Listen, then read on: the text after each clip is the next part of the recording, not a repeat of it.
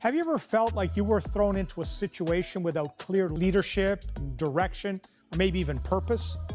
Maybe a job where no one seemed to be in charge, or a team project where the leader left halfway through, or worse, maybe even in your own life.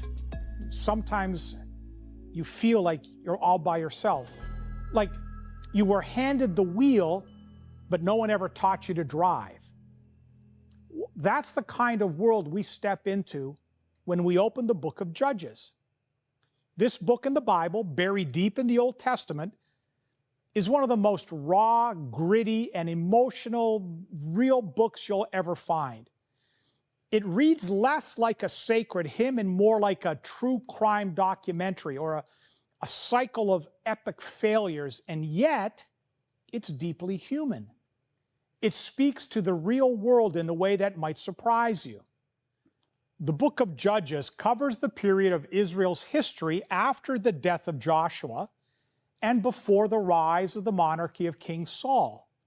It's a story of a nation in transition and in trouble.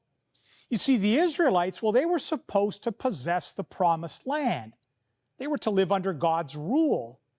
But instead of driving out the Canaanites, they compromised. And the land they inherited became a source of temptation. So despite the gap of over 3 millennia, there are many parallels between our situation today and the time of the book of Judges.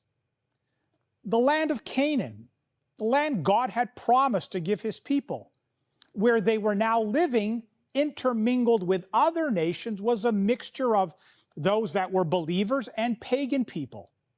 It was a time when God's people daily faced the choice between looking to God as their Lord or following the spirit and the preferences of their age.